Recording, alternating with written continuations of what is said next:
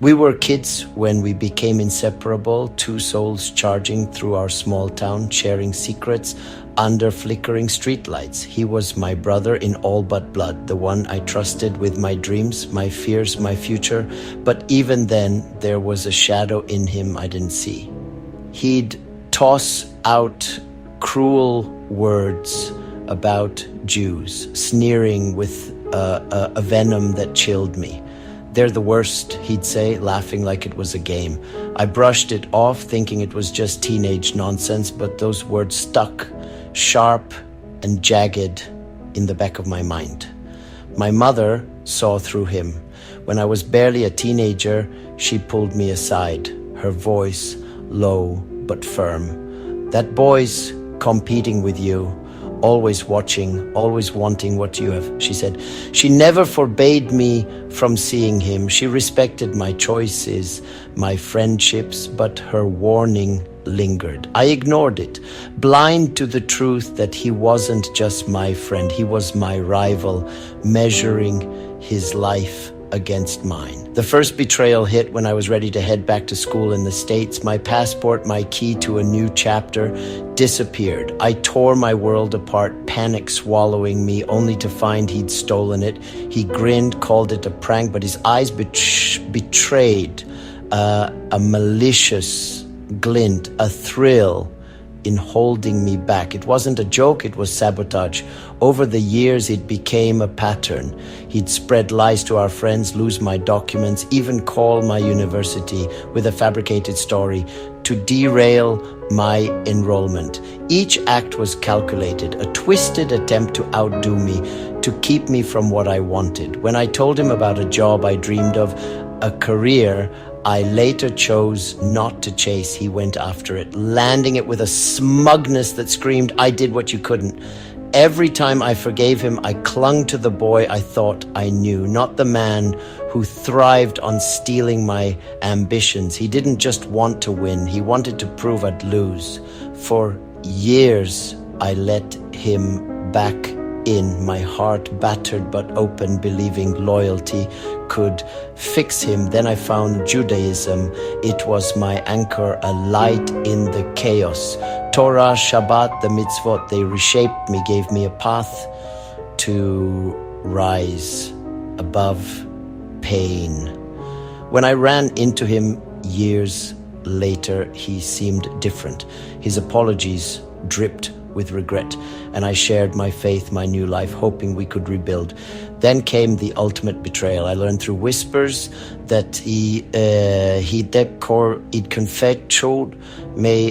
converted towards to Judaism through Shabbat, a profound step, one I'd have celebrated with him. But he never told me, not about his journey, his ceremony, or the lavish party he threw with our old friends where I wasn't invited. This was the same man who'd spat venom about Jews as a kid, and now he'd claimed my faith as his own behind my back, as if to steal even that from me. It wasn't just exclusion. It was a deliberate erasure, a final act to one-up me in the most sacred part of my life. The pain burned deeper than any passport or job ever could. For 45 years, I forgave him over and over, each act of grace, a battle against my scars. My mother's warning echoed louder with every betrayal. She'd seen his need to compete, to take what was mine long before I did. Finally, I cut him off. No calls, no texts, nothing. He's dead to me now, a ghost of a friendship I buried. But the resentment festers, a poison I can't shake. As an observant Jew, I'm taught to forgive, to let go as God does. Yet I seethe, wishing him the pain he caused me. That desire to see him suffer for stealing my dreams, my faith, my peace wars with my soul. It's a storm inside me, faith clashing with fury, compassion battling betrayal. My Judaism calls me to rise above, but his lifelong competition, his calculated cruelty keeps me tethered to this anger. Life is a jagged road and I'm still stumbling, searching for a way to be the man my faith demands while carrying the weight of a friend who was anything but. We were kids when we became inseparable, two souls charging through our small town, sharing secrets under flickering streetlights. He was my brother in all but blood, the one I trusted with my dreams, my fears, my future. But even then, there was a shadow in him I didn't see. Then I found Judaism. It was my anchor, a light in the chaos. Thank you for visiting my channel and encouraging people to like and subscribe so I can continue creating heart-fail stories like this. At the end, thank you for listening and please don't forget to subscribe. Thank you for listening and please don't forget to subscribe. Thank you for listening and please don't forget to subscribe. Thank you for listening and please don't forget to subscribe.